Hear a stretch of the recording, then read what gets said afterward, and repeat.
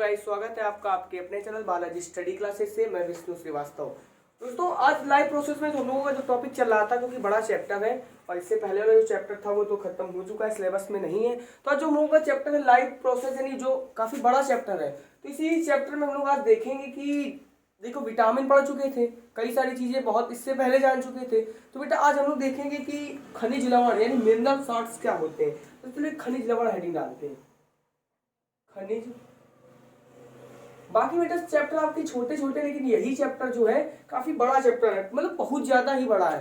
तो खनिज लवण क्या होता है सॉरी, हमारे शरीर का 4 से 5% जो होता है वो खनिज लवण से बना होता है। अब खनिज लवण से 4 से 5% का कारण होता है, जो खनिज लवणों का जो कारण होता है वो हमारे शरीर में 4 से 5% होता है। और इसे प्राप्त कहाँ से करते हैं? अब बात आती है ना कि जो खनिज लवण होती है हम प्राप्त कहाँ से करते हैं। तो खनिज लवण बेटा भोजन से प्राप्त करते हैं। इनमें क्या क्या पाया जाता है? देखिए, अगर एक चीज का आंसर पता है तो क्यों, कहाँ, कैसे क्वेश्चन बनते रहते हैं ना ऐसे। तो बेटा बात आती है खनिज लवण 4 से 5% होता है, तो ये कहाँ से प्राप्त होते हैं? तो पता चल गया कि ये क्यों प्राप्त होते हैं और किससे प्राप्त होते हैं। तो ये भोजन से प्राप्त होते हैं। और ये कहाँ से प्राप्त होते हैं? तो इनमें बेटा जैसे कैल्शियम हुआ, आपका कैल्शियम हो गया, और सोडियम हो गया, पोटेशियम हो गया, क्लोराइड्स हो गया, कार्बोनेट्स के क्लोराइड्स हो गया, सल्फेट आदि रूपों में बहुमत रूप से मिलता है। कई सारे तत्व होते हैं, जैसे कैल्शियम बताया, सोडियम बताया, और इसके बाद पोटेशियम बताया, सल्फेट बताया, कार्बोनेट्स के क्लोराइड्स बताया, और कई सारे बहुमत रूप से इनमें मिलता है आदि। तो बेटा हम लोग खनिज लवण में लिखेंगे कि हमारे शरीर का लगभग 4 से 5% हमारे शरीर का लगभग 4 से 5%, हमारे शरीर का लगभग 4 से 5% भार खनिज लवणों के कारण होता है। भार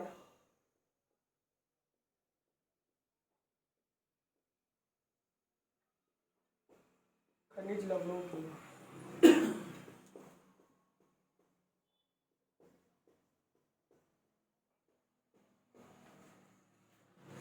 हमारे शरीर का लगभग 4 से 5% भार खनिज लवणों के कारण होता है। इन्हें हम बेटा वही बात लिखेंगे कि इन्हें हम लोग प्राप्त कहाँ से करते हैं। तो इन्हें हम भोजन से प्राप्त करते हैं। तो लिखेंगे इन्हें हम भोजन से प्राप्त करते हैं। हम भोजन से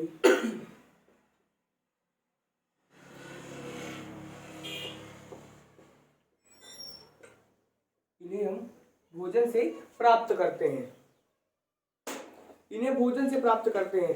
यद्यपि खनिज लवणों को हमें अल्प मात्रा में, यद्यपि हमें खनिज लवणों की आवश्यकता होती है, लेकिन अल्प मात्रा में होती है। तो वो लिखेंगे यद्यपि हमें खनिज लवणों की अल्प मात्रा में आवश्यकता होती है, अल्प मात्रा में आवश्यकता होती है, क्योंकि खनिज जो हमारे खनिज लवण होते हैं अल्प मात्रा में, परंतु इसकी उपस्थिति शरीर को सुचारू, अब बेटा होती तो अल्प मात्रा, लेकिन हर चीज का है कि हर चीज का अगर नहीं है तो नुकसान, अगर है तो नुकसान, मतलब बराबर इक्वल रेशियो में रहना चाहिए कोई भी चीज हो। तो अगर ये शरीर में सुचारू रूप से रहने के लिए शरीर में क्रियाशीलता की आवश्यकता होती है, कोई भी चीजें सुचारू रूप से रहने के लिए, तो बेटा हम लोग इसमें एक पॉइंट और लिखेंगे कि इन्हें अल्प मात्रा में आवश्यकता होती है, परंतु इनकी उपस्थिति शरीर की सुचारू, परंतु इनकी उपस्थिति शरीर की सुचारू, इनकी जो उपस्थिति होती है वो शरीर की सुचारू क्रियाशीलता के लिए आवश्यक होती है, सुचारू क्रियाशीलता के लिए आवश्यक होती है। क्रिया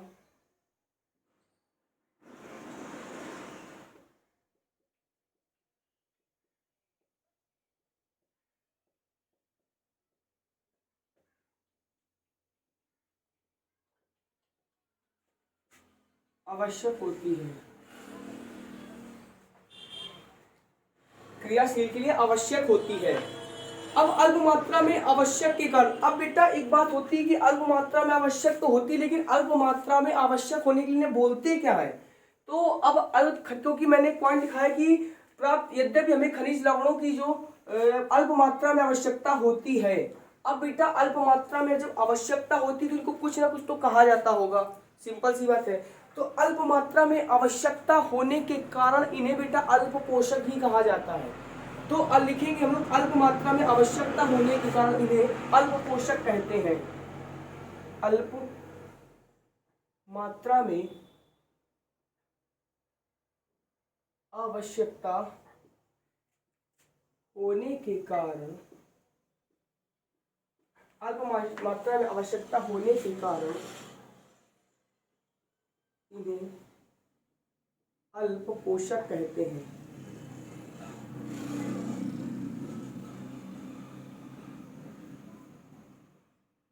अल्प पोषक कहते हैं, ठीक है ना।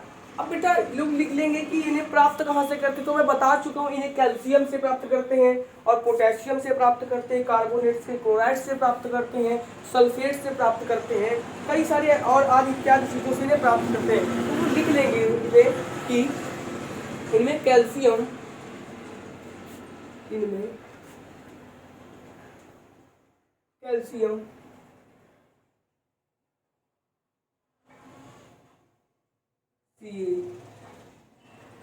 पोटेशियम के, इनमें कैल्शियम हुआ, पोटेशियम, सोडियम,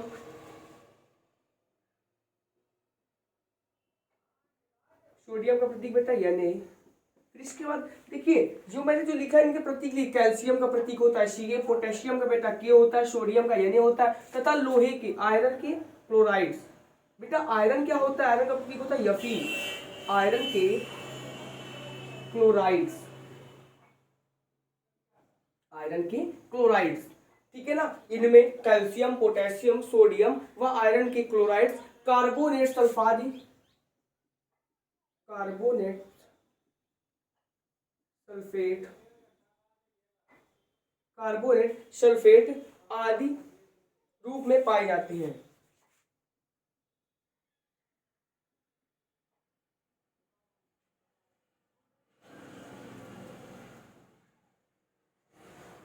आदि रूप में क्या होता है, पाए जाते हैं। अब बेटा ये शरीर में अनेक जैविक क्रियाओं के लिए क्या होते हैं, आवश्यक होते हैं। हम लोग लिख लेंगे ये शरीर में अन्य जैविक क्रियाओं के लिए आवश्यक होते हैं। ये शरीर में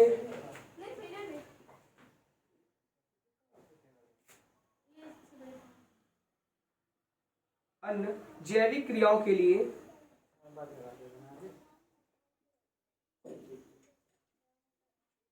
आवश्यक होते हैं बेटा,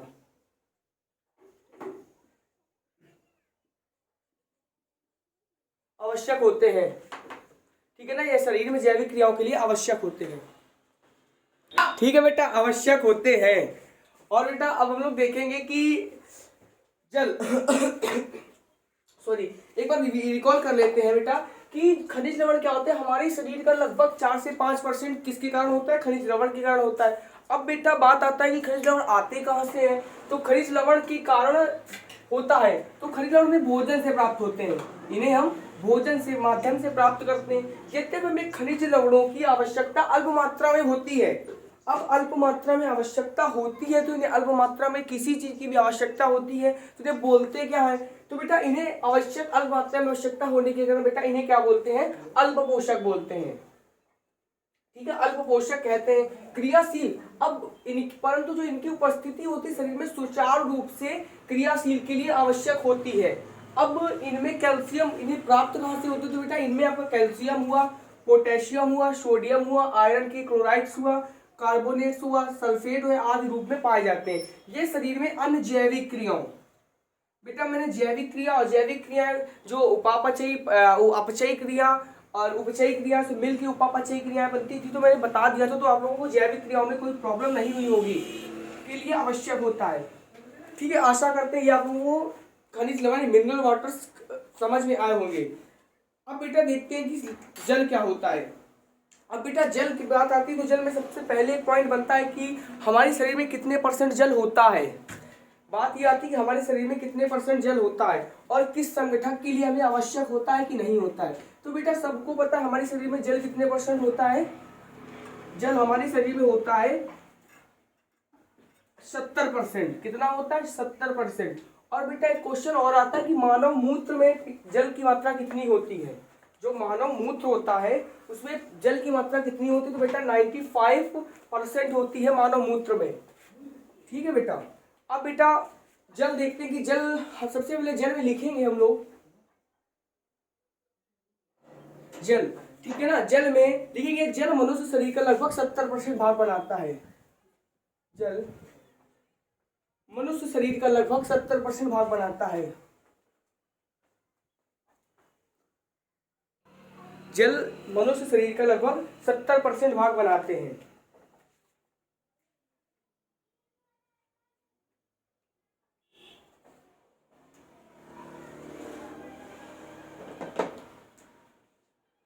हाँ, तो जल मनुष्य शरीर का लगभग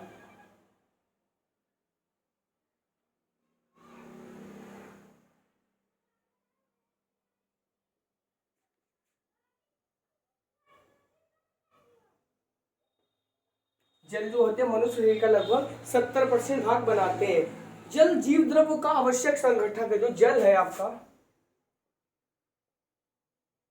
जीव द्रव्य का,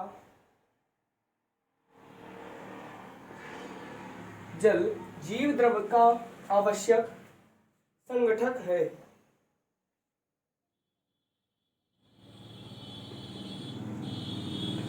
अब बेटा जब जल जीव द्रव्य का संगठक है तो एक बात कंफर्म है कि इसमें अनेक चीजें घुली रहती हैं। तो अनेक पदार्थ इसमें क्या होते हैं? घुले रहते हैं। अनेक पदार्थ जल में, और जो संगठक है तो अनेक पदार्थ जल में क्या होते हैं?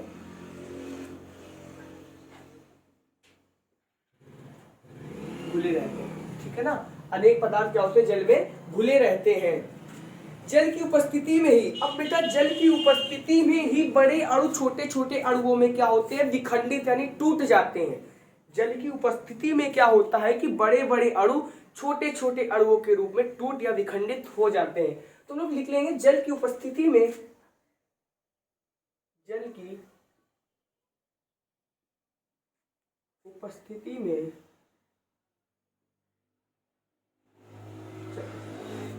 जल की उपस्थिति में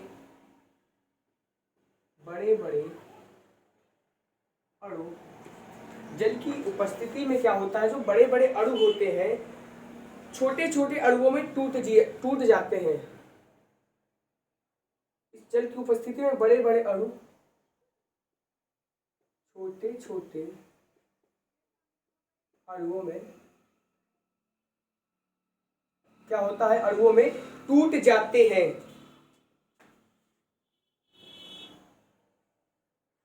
तो बेटा जब टूट जाते तो इस क्रिया को क्या बोलते हैं?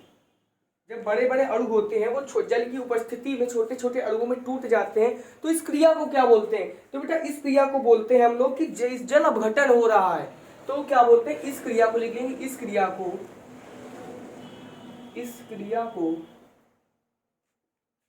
जल अपघटन कहते हैं। इस क्रिया को क्या बोलते हैं बेटा? जल अपघटन कहते हैं। किसी की छोटे छोटे, जो जल की उपस्थिति के बड़े बड़े अणु होते हैं वो छोटे छोटे अणुओं में टूट जाते हैं। इस क्रिया को जल अपघटन कहते हैं। ये जीव शरीर के बाह्य तथा आंतरिक, यह जो जीव होता है शरीर के बाह्य तथा आंतरिक क्रियाओं को क्या करता है? नियंत्रित करता है। तो हम लोग लिखेंगे इसमें अगला पॉइंट कि यह जीव शरीर के बाह्य तथा आंतरिक वातावरण के, यह जीव शरीर के, मतलब जल, तो यहाँ पे जल लिख लेते सही रहेगा। जल जीव शरीर के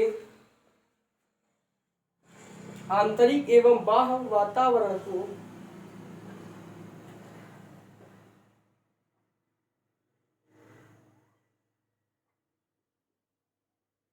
बाह्य तथा आंतरिक वातावरण के ताप को नियंत्रित करता है। मतलब बेटा एक काम करना है आपको कि कुछ भी आपको जल के बारे में पता हो और थोड़ा सा बना के लिख देते कि देखिए मैंने बना के तो लिखा है कि मनुष्य शरीर का लगभग 70% भाग बनाते हो कि जल जीव द्रव का आवश्यक संगठक है, ठीक है ना। अनेक पदार्थ जल में क्या होते हैं, घुले रहते हैं। जल की उपस्थिति में क्या होता है, बड़े अणुए, जो बड़े अणु होते हैं वो छोटे छोटे अणुओं में टूट जाते हैं। अब बेटा टूट जाते हैं तो इन्हें क्या बोलते हैं, जल अपघटन बोलते हैं। देखिए मैंने लिख दिया कि और जल क्या होता है, जीव शरीर का चाहे बाह्य क्रिया हो चाहे आंतरिक क्रिया हो, चाहे बाहरी क्रिया हो चाहे आंतरिक क्रिया हो, ताप को क्या करते हैं, नियंत्रित करते हैं। अब नियंत्रित करते हैं, ये विभिन्न रासायनिक अभिक्रियाओं में भाग लेते हैं। यह विभिन्न रासायनिक अभिक्रियाओं में। अब बेटा भाग तो लेते हैं, लेकिन जिसमें जल नहीं होता है तो उसे क्या बोलते हैं, कोई बता सकता है, कमेंट में बताइएगा। क्या बोलते भाई, ये विभिन्न रासायनिक अभिक्रियाओं में, ये विभिन्न रासायनिक अभिक्रियाओं में भाग लेते हैं। और रासायनिक अभिक्रियाओं में क्या करते हैं, भाग लेते हैं। अब जल की कमी से क्या होता है, तो जल की कमी से बेटा किस किस सॉरी जल की कमी से किसकी समस्या उत्पन्न होती है, तो जल की कमी से बताएं आपको कि जो बेटा जल होता है, जल की कमी से निर्जलीकरण, निर्जल का मतलब सुनो जल उपस्थित ना हो, तो बेटा जल की कमी से क्या होता है, निर्जलीकरण की समस्या उत्पन्न होती है। तो हम लिखेंगे ये पॉइंट कि जल की कमी से, जल की कमी से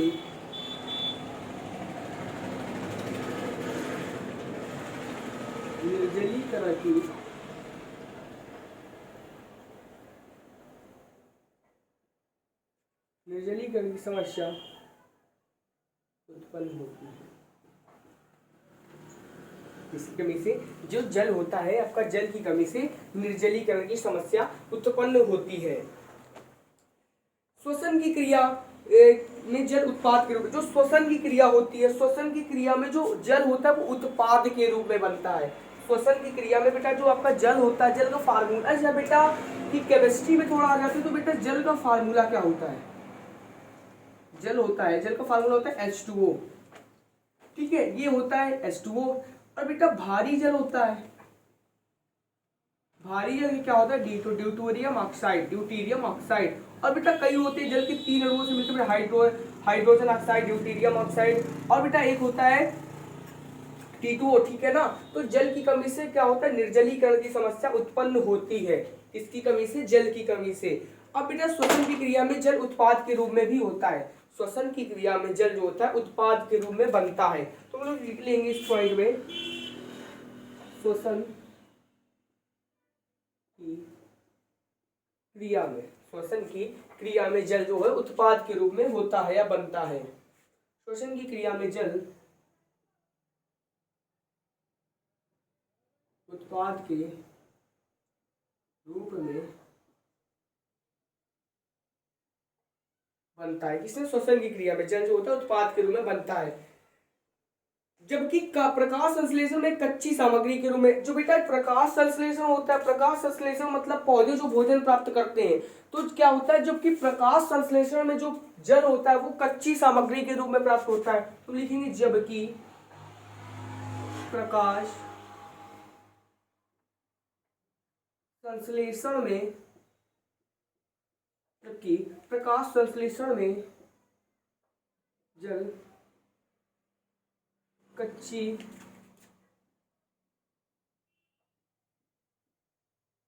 सामग्री के रूप में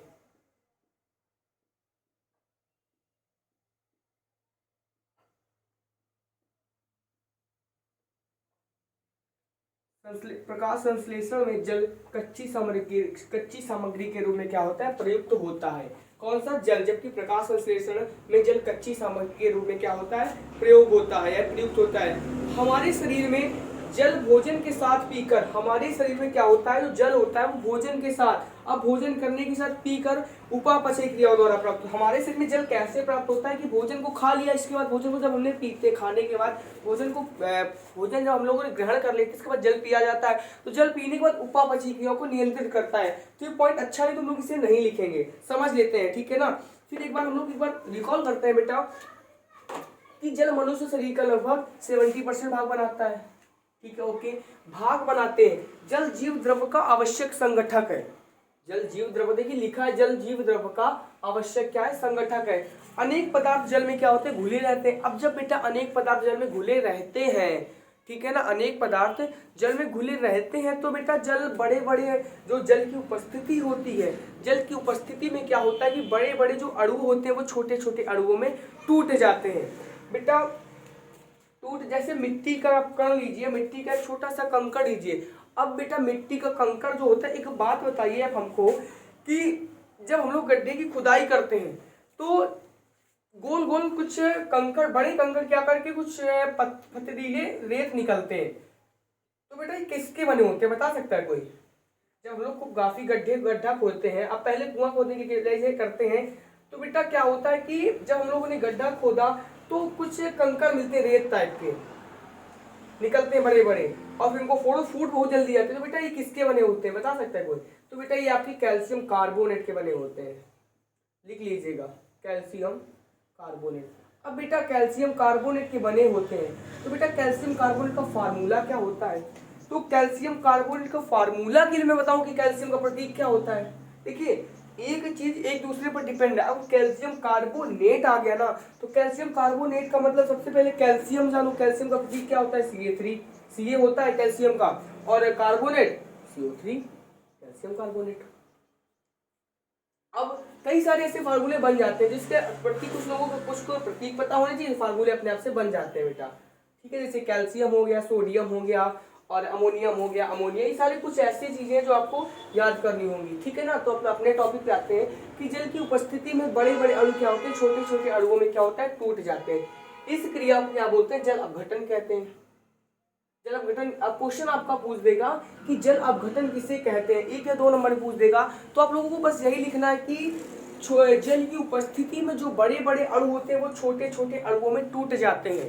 जल के जो बड़े बड़े अणु होते हैं वो छोटे छोटे अणुओं में टूट जाते हैं, इसे क्या बोलते हैं, और इसे क्या बोलते हैं, जल अपघटन कहते हैं। अब बेटा आगे हम लोग जल जीवन शरीर में बाह्य तथा आंतरिक वातावरण के ताप को नियंत्रित करता है। यह विभिन्न रासायनिक क्रियाओं में भाग लेते हैं। जल की कमी से क्या होता है, निर्जलीकरण की समस्या उत्पन्न होती है।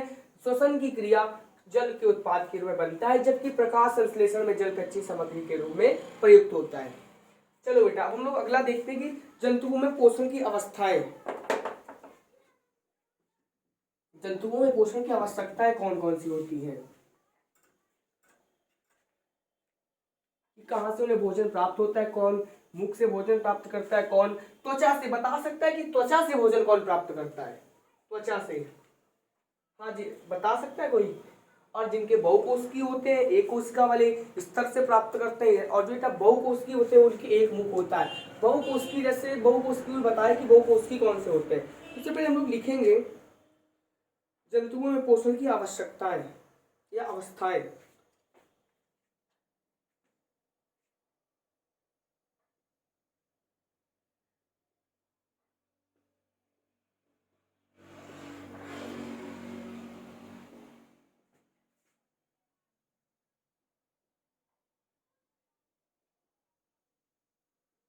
जंतुओं में जो पोषण की आवश्यकता है, अब सबसे पहले आवश्यकताएं देखते हैं। नंबर 1 आवश्यकता में क्या आता है बेटा, नंबर 1 डालते हैं। सबसे पहली आवश्यकता क्या होती है, अब शाकाहारी तथा मांसाहारी दोनों प्रकार के जीवों में, चाहे शाकाहारी हो या मांसाहारी हो, तो दोनों प्रकार के जीव में पोषण की अवस्थाएं होती हैं। तो वो लिख लेंगे छोटा सा कि शाकाहारी या मांसाहारी, शाकाहारी तथा दोनों प्रकार के जंतु में पोषण के समय निम्नलिखित 5 अवस्थाएं होती हैं।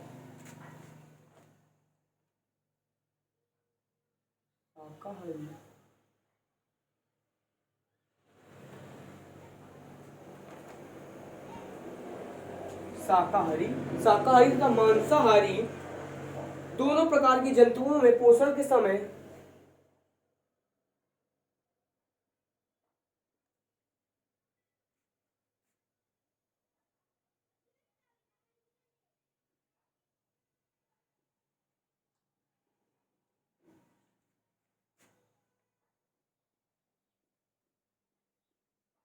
पोषण के समय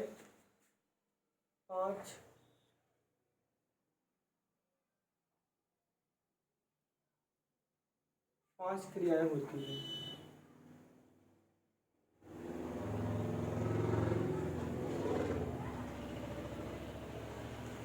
अब 5 क्रियाएं कौन कौन सी होती हैं? तो 5 क्रियाओं में सबसे पहला आता है कि बेटा अंतःग्रहण।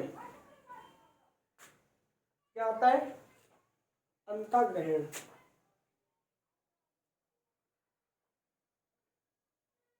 अंतःग्रहण।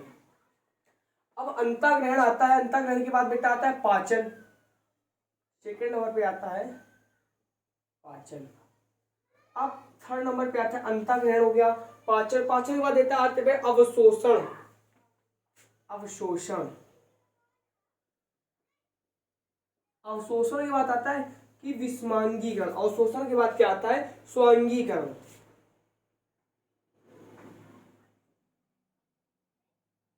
स्वांगीकरण। अब स्वांगीकरण के बाद क्या आता है? देखिए सबसे पहले अंतःग्रहण, फिर पाचन, फिर अवशोषण, फिर स्वांगीकरण। स्वांगीकरण के बाद आता है मल विसर्जन या बहिक्षेपण। मल विसर्जन या बहिक्षेपण। मल विसर्जन या बहिक्षेपण। सबसे पहले हम लोग हेडिंग डालते हैं कि अंतःग्रहण क्या होता है। ठीक है ना, अंतःग्रहण क्या होता है। सबसे पहले हेडिंग ये डालते हैं अंतःग्रहण।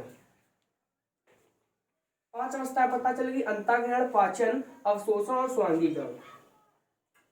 नोट कर लीजिएगा। सबसे पहले हम लोग हेडिंग डालते हैं अंतःग्रहण।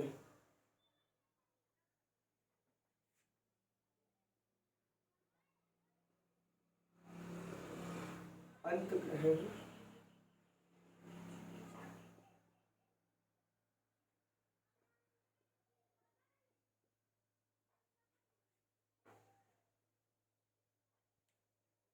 बेटा इस क्रिया में क्या होता है, लोग लिखेंगे इस क्रिया में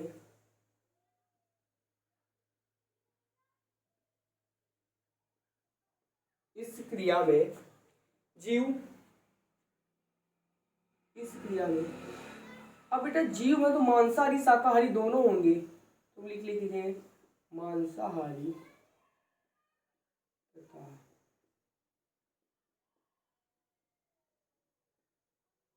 शाकाहारी।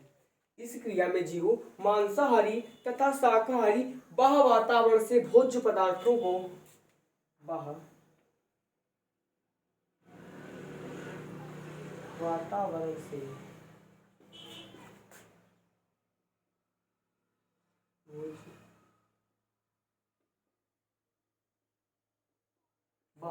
वातावरण से जो भोज्य पदार्थ होते हैं, बाह्य वातावरण से भोज्य पदार्थों को विभिन्न माध्यमों की सहायता से ग्रहण करते हैं।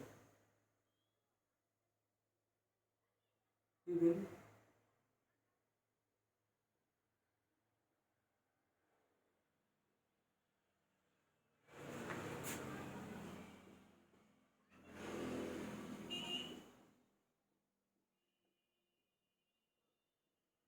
इस क्रिया में जो जीव होते हैं, चाहे मांसाहारी हो या शाकाहारी, बाह्य वातावरण मतलब एक प्रकार से रोजगार, जीविका चलाना। ठीक है ना, कि रोजगार, अगर जीविका चलाना है तो आपको कुछ काम करना पड़ेगा, बाह्य वातावरण में जाइए, यहाँ काम कीजिए, इस फील्ड में आप काम कीजिए। तो बस इसी प्रकार होता है कि इस क्रिया में ऐसे समझ जो जीव होते हैं अपनी जीविका, जीविकोपार्जन करने के लिए, अपनी जीविका चलाने के लिए क्या करते हैं कि बाहरी वातावरण से भोजन पदार्थों के विभिन्न माध्यमों की सहायता से प्राप्त करते हैं। कौन से? जो आपके होते हैं अंतःग्रहण। ठीक है बेटा, अब हम लोग देखेंगे कि जब अंतःग्रहण प्राप्त करते हैं निम्न श्रेणी के जंतुओं। अब निम्न श्रेणी के जैसे अमीबा, पेरिमीशियम। ठीक है, तो निम्न श्रेणी के जंतु कौन से आते हैं? तो लोग लिखेंगे कि निम्न श्रेणी के जंतुओं जैसे,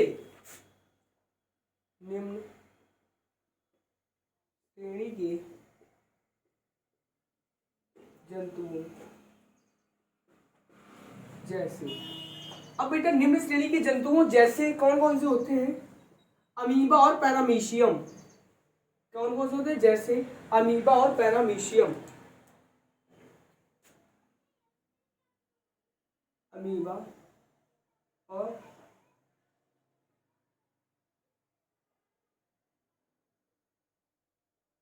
अमीबा, जैसे अमीबा और आपका आता होता है पैरामीशियम।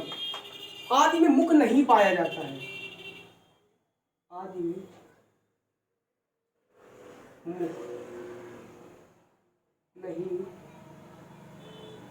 पाया जाता है। बेटा जो अमीबा और पैरामीशियम होता है इसमें और आदि कई से कवक होते हैं, मुख नहीं पाया जाता है। अब बेटा क्वेश्चन उठा कि मुख नहीं पाए तो भोजन कहाँ से प्राप्त करते हैं?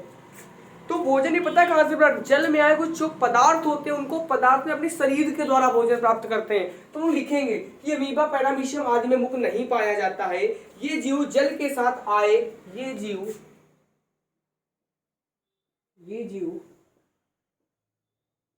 जल के साथ आए, ये जीव होते हैं जल के साथ आए, भोजन के कणों को अपनी शरीर, भोजन के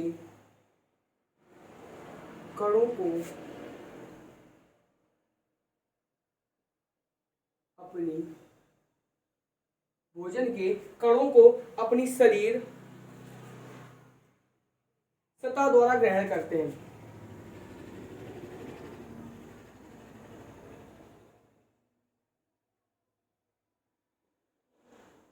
ठीक है ना, शरीर सतह द्वारा कौन से अमीबा और पैरा, जिससे मुख नहीं पाया जाता है। तो भोजन में जो आय अवशोषक पदार्थ होते हैं, भोजन के साथ जो आय अणु होते हैं, कण होते हैं, अपनी शरीर सतह द्वारा ग्रहण करते हैं। अब बेटा बहुकोशिकीय जंतुओं में क्या होता है, एक मुख पाया जाता है। तो लिखेंगे बहुकोशिकीय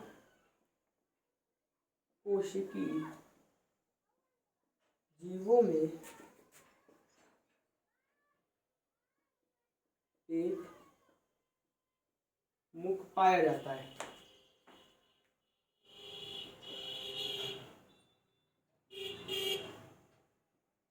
जैसे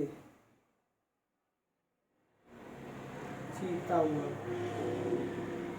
कुत्ता हुआ, बिल्ली, और नाम भेड़ हुआ आपका, बकरी हुआ, मानव हुआ। ये कौन कौन से जिसमें एक मुख होते, जैसे चीता, कुत्ता, बिल्ली, भेड़, बकरी, इनमें मुख हुआ सबसे बहुकोश में मुख पाया जाता है। अब बेटा इनमें भोजन इसी मुख में, अब भोजन होता है इनमें भोजन इसी मुख में लाया जाता है। इनमें जो भोजन होता है इसी मुख द्वारा किया जाता है। हम लोग लिखेंगे इनमें भोजन मुख द्वारा लाया जाता है। अब एक चीज लिखेंगे, कौन से जीव किस कहां से भोजन करते हैं। हम लिखेंगे सबसे नंबर 1 पर कि सतह द्वारा कौन से ग्रहण करते हैं, भोजन के भिन्न भिन्न जीवों के लिए भिन्न भिन्न अंग पाए जाते हैं। तो लिखेंगे भोजन पाने के लिए जीवों में भिन्न भिन्न अंग पाए जाते हैं।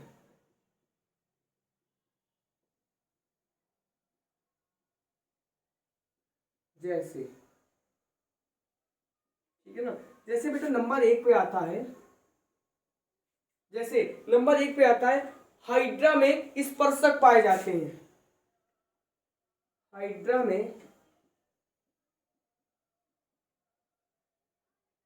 स्पर्शक पाए जाते हैं।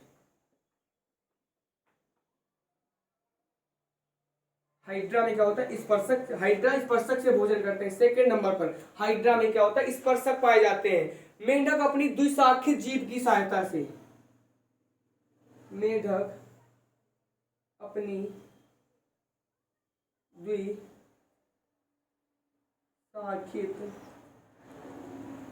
जीभ की सहायता से, जो मेढक होता है अपनी द्विशाखी जीभ की सहायता से भोजन को ग्रहण करता है। मनुष्य हाथों से करता है। तो लिखेंगे क्या लिखा कि भोजन, मेंढक जो होता है अपनी द्विशाखित जीभ की सहायता से भोजन को प्राप्त करता है। अब पक्षियों में चोंच पाई जाती है। पक्षियों में तो ऐसा लिखेंगे पक्षी चोंच की सहायता से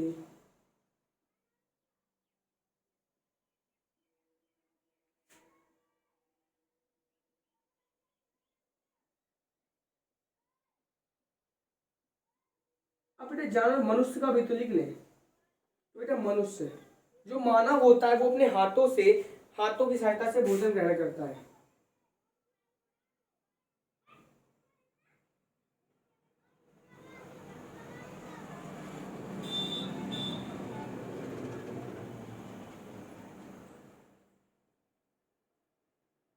अब भैया कोई पूछेगा कि सर भोज हाथों से करता है, तो बेटा हाथी से तुम लोग खाना खाते हैं, जो पक्षी होते हैं अपनी चोंच से खाते हैं, और बेटा जो हाइड्रा होता है हाइड्रा में स्पर्शक पाए जाते हैं। तो आपको यह बात याद रखनी है, जो आपका हाइड्रा होता है हाइड्रा में स्पर्शक पाए जाते हैं। तो हाइड्रा कहाँ से करते हैं? स्पर्शक से करते हैं। मेंढक अपनी क्या करते हैं? द्विशाखित। मेंढक में भोजन, अब क्वेश्चन उठेगा मेंढक भोजन करते हैं क्वेश्चन कैसे? गलफड़ों से बेटा, ये तो सबको पता है मछलियों में पाई जाती है। मुख से तो बेटा द्विशाखित मुख से करते हैं, लेकिन द्विशाखित जीव मुख में किससे करते हैं? तो बेटा कई सारे हो गए, हाथों से करते हैं, मेंढक में हाथ नहीं पाए जाते हैं। द्विशाखित जीव से, हाँ द्विशाखित जीव से करते हैं क्योंकि मेंढक में द्विशाखित जीव पाई जाती है। पक्षी किससे करते हैं? तो पक्षी अपने चोंचों की सहायता से करते हैं।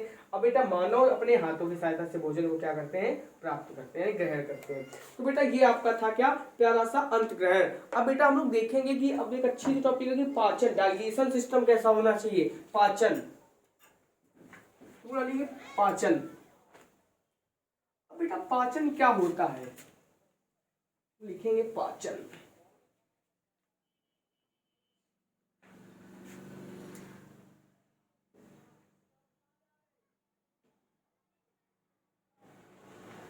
पाचन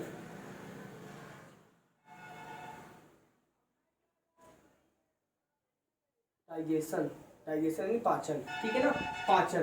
तो बेटा पाचन क्या होता है? ठीक है ना?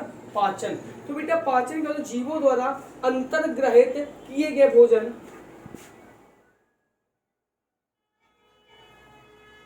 जीवों द्वारा अंतर्ग्रहित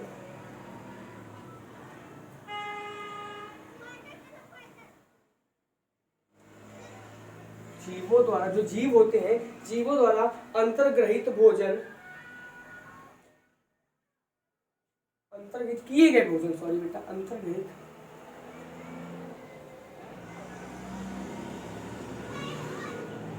अब देखो बेटा पहले बात को समझना, जीव होते हैं जीवों द्वारा अंतर्ग्रहित मतलब किए, जो भोजन अंदर करते हैं हम लोग कर लेते हैं, पेट में चला जाता है। अंतर्ग्रहित किए गए भोजन को इस रूप में नहीं होते भोज्य पदार्थ। इस रूप जिस की बात होती है जीवों द्वारा जो अंतर्गत भोजन होते हैं किए गए जो भोज्य पदार्थ, यानी भोजन की जगह बेटा अगर हम लोग भोज्य पदार्थ करें तो सही रहेगा।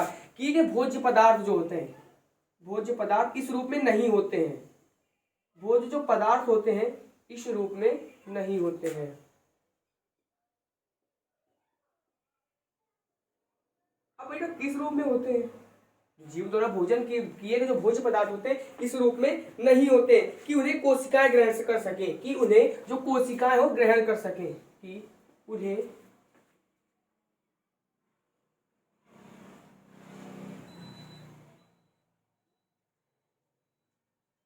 कोशिकाएं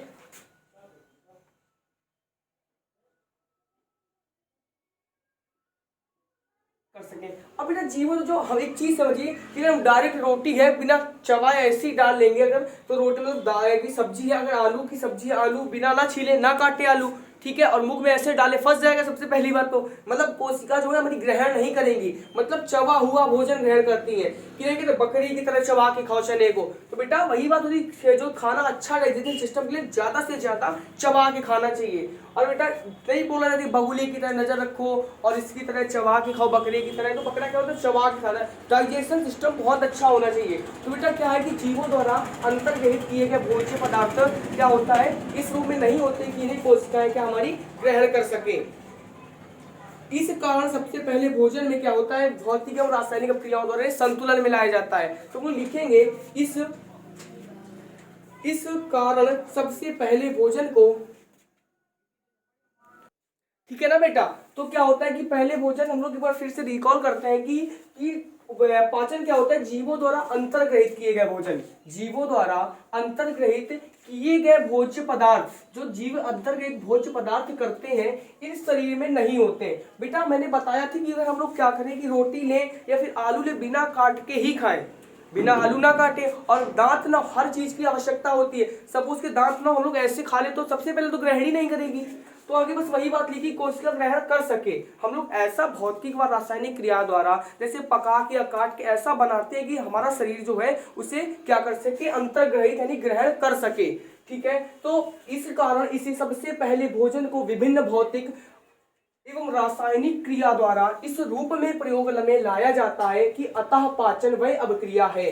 तो बेटा लाया जाता है कि हम इसे ग्रहण कर सकें। तो एक छोटी सी डेफिनेशन बेटा मैंने लिखी है यहाँ से कि अतः पाचन वह अभिक्रिया है जिसमें पाचन वह अभिक्रिया है जिसमें भोज्य पदार्थों की जो कणों को शरीर के अंदर, भोज्य पदार्थ के जो कण होते हैं वे शरीर के अंदर भौतिक एवं रासायनिक यानी फिजिकल यानी केमिकल भौतिक एवं रासायनिक क्रियाओं द्वारा शरीर जो होते हैं कोशिकाओं द्वारा अवशोषण करने योग्य बनाया जाता है। जो भोज्य पदार्थ होते हैं हमारे शरीर में किस प्रकार की उन्हें हम अवशोषण कर सकें, यानी उनको हम हजम कर सकें, सिंपल सी भाषा में बोल सकते हैं कि कोशिकाओं द्वारा बनाया जाता है। ये बेटा क्या होता है, एक कोशिकाओं जंतुओं, जैसे बेटा एक कोशिका जंतु मैंने बताया था अमीबा हो गया आपका, और बेटा पैरामीशियम हो गया, अमीबा हुआ, पैरामीशियम हुआ, और बेटा क्या होता है युगलीना।